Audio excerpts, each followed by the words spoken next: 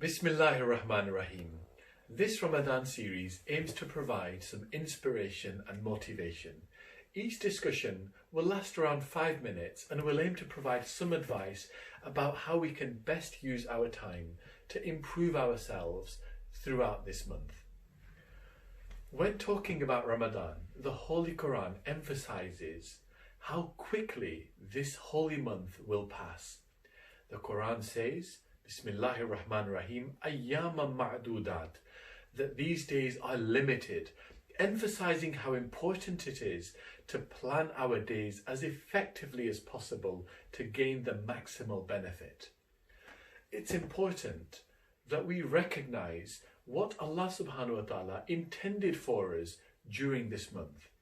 To answer that, we refer to Surah Al-Baqarah, the 2nd chapter, ayat 183. The Holy Quran says, when talking about the prescription and injunction to fast, لَعَلَّكُمْ تَتَّقُونَ, so that you can gain righteousness.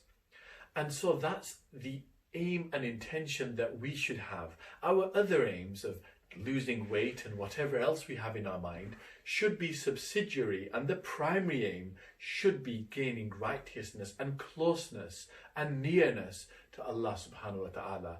And that should be a project that takes us time and increases and accumulates in our heart as the days go by. In order to do this, we have to recognize that there are a number of domains that we need to focus on. It includes our physical health, our mental health, and our spiritual health. Now, all of these are interconnected with symbiotic relationships, but they also require individual special attention. And throughout these series, we'll be focusing on each of these to see what we can do to improve our physical, spiritual, and mental health. To start with, if we think about our physical health, we should be thinking about what foods we are eating at sahur and iftar. Because we know that when the Holy Quran informs us about what we can eat, the Quran does not just focus on halal, but focuses on tayyib as well, halal and good food, i.e., there is an instruction that reflects on everything you are eating. Is it good for you? So while you may think I should go to a halal restaurant or takeaway, ask yourself, is that food actually good? What's its nutritional content? And that will open up your mind. And when you start to reflect on the natural organic foods that Allah subhanahu wa ta'ala provides us, you will naturally say subhanallah when you think about such benefits. Moreover, physical health refers to how we spend our days.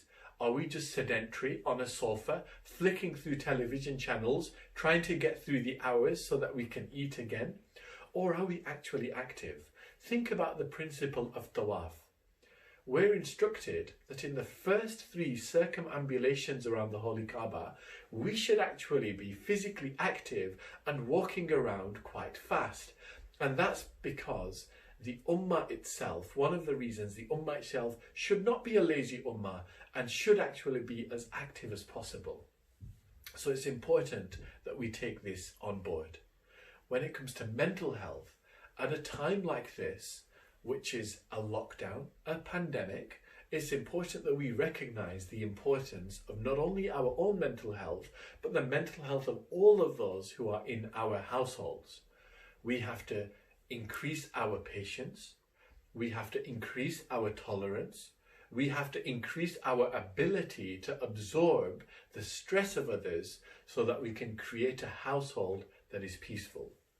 Now, as we go forward in these discussions, we'll be focusing on what we can do as individuals and collectively to help one another and to gain closeness to Allah subhanahu wa ta'ala. Thank you for listening, and I hope that you will join us in the future discussions as well.